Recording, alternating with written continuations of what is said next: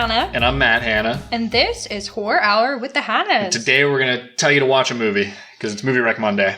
This is our 4th Movie Rec Monday episode, so you probably know the drill by now, but if you don't, this is our episode series where we're going to talk about a movie we don't see often discussed on film, Twitter, TikTok, Instagram, whatever the fuck. Or none of our friends have seen. And this is why you should see it. Yep, it's going to be spoiler-free. Did you say that? Yeah, spoiler-free. Yeah. All right, anyway, we're going to recommend that you all watch Possessor, which came out in 2020 and was written and directed by Brandon Cronenberg, who is the son of David Cronenberg. What's he done? A lot of stuff. Crimes of the Future.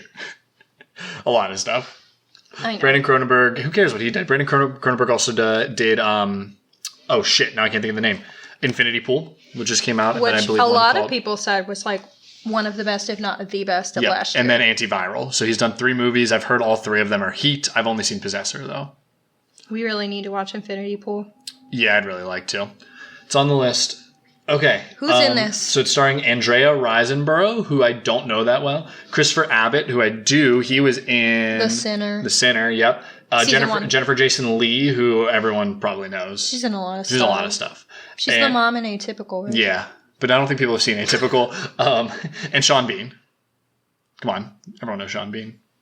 Wait, I don't remember Sean Bean. I can't say anything about him because it would be a spoiler. Yeah, he's in this movie. He plays the dad of one of the characters. Oh my gosh. Yeah, you didn't realize I was in? No, I really didn't process that. Yep. I love him. Does he die in this one? That's a spoiler. But I mean, it's Sean Bean, so... So, make a guess. Yeah. Okay. Anyway, back to the box synopsis. Is an assassin who performs her assignments through possessing the bodies of other individuals through some cool technology. She does that, but then finds herself fighting to control the body of her current host. Which is just like a sick-ass explanation. It does have a sweet opening of like showing how this whole thing works, of like her possessing a person in order to do a hit. Well, I remember you watched this before me. Yep. And sometimes when Matt tells me to watch a movie, I get like pissy. I'm like, no, I don't want to do what you say. Hannah has to discover things on her own. You have to make her think she'd found it on her own. That's true. But then Matt told me about the concept, and I was like, oh, yeah. Like, when I want you to do stuff, I'm going to start like inceptioning you into thinking you came up with the idea yourself. Yeah. It's a good idea. Start throwing key. We're like in the rehearsal when he tries to teach him to know all the trivia questions. Mm-hmm. Yeah, that's all right. Sorry. So this is obviously sci-fi. Yep, it's a sci-fi movie, sci-fi horror. It's good, and it's Cronenberg, so a little bit of body horror in there. Why you haven't seen it? It's because it was Brandon's second film, and it made less than $1 million at the box office. I could not find anything on how it was released, like in my research. So because it made less than $1 million, we're kind of assuming it didn't have a wide theatrical release. Yeah, we searched for. And I heard about it from word of mouth. It might have been Twitter. It might have been something else. So I saw one thing about it and was like, that sounds cool. I got to watch that. So, but I know a lot of people haven't seen it. Yeah, no one that I know has ever heard of this. Yeah. So why you should watch it, I wrote Cronenberg royalty. Because, he's got the name and his other 2 are supposed to be very good. Like I said, Infinity Pool, people say it's the best of last year. I love the sci-fi dystopian setup for this. Like, you gotta love adding some new type of technology that it's like, oh yeah, now we're having assassins kill people by doing like murder-suicides by taking over someone else's body. I mean, I grew up reading The Uglies by Scott West or something. Like, this was up my alley. Oh yeah, I wrote technology scary. It's like, Black Mirror kind of sucks now. Well, maybe it was never that good. It's like OG Black Mirror. Yes. It has an OG Black Mirror concept. Very much so. I actually think in one of my quotes that I'm getting to on my list is going to say something like that.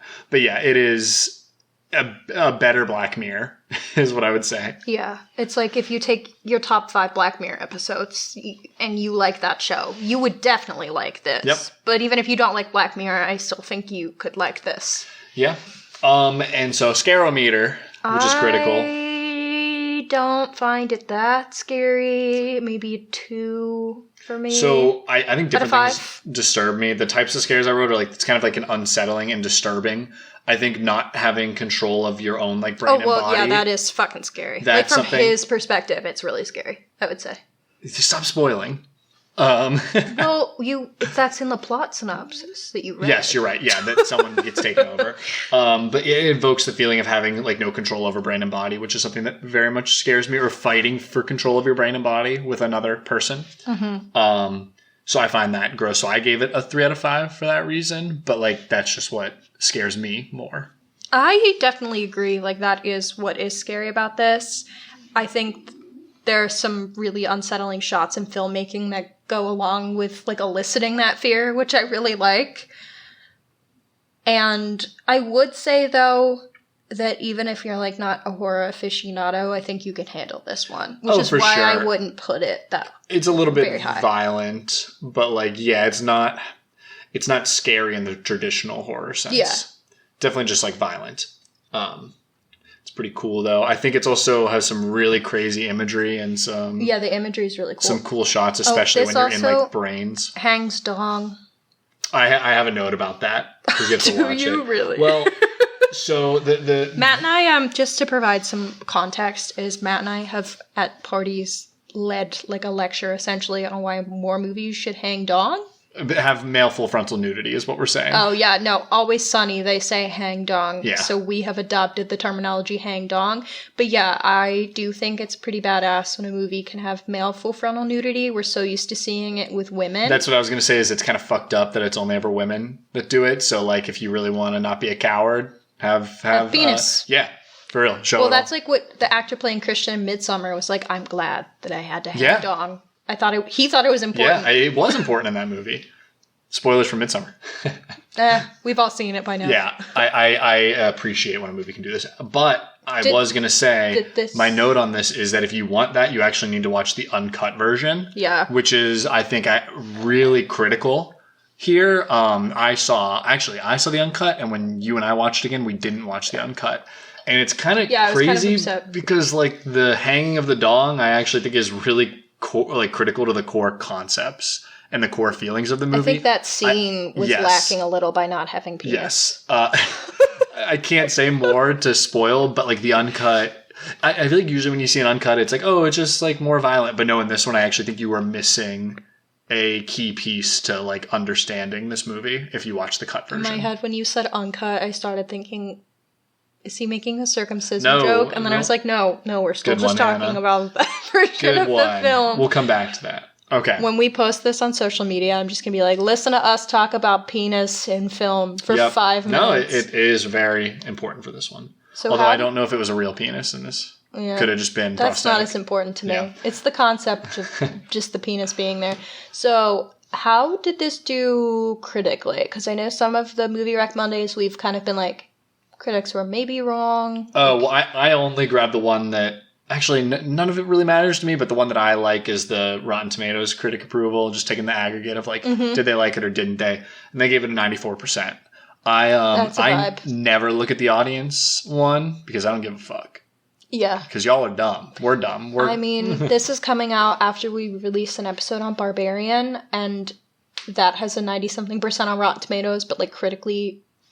Or, like, audiences gave it, like, a C+. Yep. So. Well, some people care about the Rotten Tomatoes score, so I like to give it to them. I think I agree with this one. Yeah.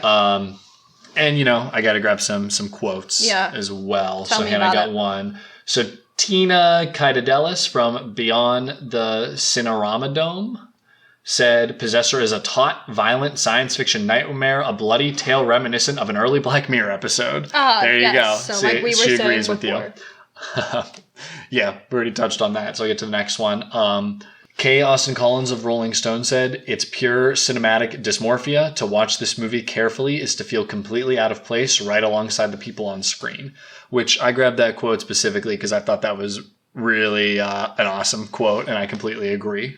Is that you do feel like just completely like out of it along with the characters. I like that they used the word dysmorphia, like it's giving body a dysmorphia, which for people not familiar, it's like spending a lot of time worrying about flaws in your appearance and like seeing things wrong with your appearance that might not be noticeable by others. And it's really common, of course, with people who, you know, might have an eating disorder, but depression, anxiety, etc. We all have bits and pieces of body dysmorphia, but I think it is pretty central, like you were saying earlier, to the core of the movie of like, is this my body? Is my body okay? What is my body supposed to be, and whose does it belong to? Mm-hmm. Whose brain does it belong to? Yeah. Yeah. So, it's a cool movie. Hannah, you'd recommend it. I would recommend it. So I put you onto this one, and you still liked it, so that means it was good. Yeah. Since I am a stubborn bitch. Because she's going to be very critical if I tell her to watch something and it's not good. It took me how many years to watch Goodfellas? That's a dumb one, too. It's like Scorsese. Like, I knew he was good. I was like, you really like, what's it called? Wolf of Wall Street. I was like, I kept calling it, it's like a prequel to Wolf of Wall Street. It is great. Yeah. I was right. And it took me maybe 5 It took you a lot of years. You're being such a butthole. Watch it, so for me to watch a movie. Such a funny one, too. Like, widely known as like a phenomenal movie that people talk about. Honestly, it's almost a meme because it's become one of those bro movies, like Fight Club. You know? I'm just stubborn. All right. So I'm going to repeat it. You need to watch the uncut version. It's in bold and underlined in his notes. It is really critical to see the uncut, not the cut. You won't enjoy it as much. Places you can find this, you can only rent currently because you know how streaming is. So either print media, you can go buy it, or you can go to Apple TV for $3.99, Amazon for $3.99, or YouTube for $3.99. From my research, all of them have the uncut. I'm pretty sure, but you know it can change. This is a priority, guys. It really is. I think it's really important. So make sure you watch that one. $4, I'd say, worth. $4. When you buy $4 on Amazon Movies, I feel like not even like the money went anywhere. It's basically free. I had that feeling as a child. Like one time I rented a movie and my mom like bitched out at me. Hope you listen to this, Debbie. Oh, that's fine. She was like, what the fuck? Like, why would you? And I was like, it's $4. It's $4. My mom and I used to... I lose singles. I went through a phase where I didn't like change and I would throw out my change. I've easily thrown out $4. Yeah, you've said that since. I don't throw out my change anymore. I actually use it. But, like destroying money, like burning money. Illegal. I didn't burn it. It was in the trash. Yeah, I don't know. Maybe it's not illegal. Because you're changing the value by taking it out of circulation on your own. Okay, whatever. Just watch this. It's just $4. I was going to say something. Oh, yeah. I remember always buying stuff on demand because it was before streaming existed. We'd buy on demand. That's Comcast. what I did. My mom and I would do that all the time. Go and find stuff. Well, Debbie said no. I did it without permission. And we were pretty poor, so I guess it was fair to be mad. But I was like, I'll go get you $4, girl. Yep. All right. Watch this movie. It's good. Hannah says it's good. Mm-hmm. If you like sci-fi and are not like a huge horror person, I'd say this is a good stepping stone. But Cronenberg's sweet. Yeah. You'll like it either way. Yep. All right. That's all I got to say. Thanks for listening. Got anything? You're Matt. You're Hannah. Thanks.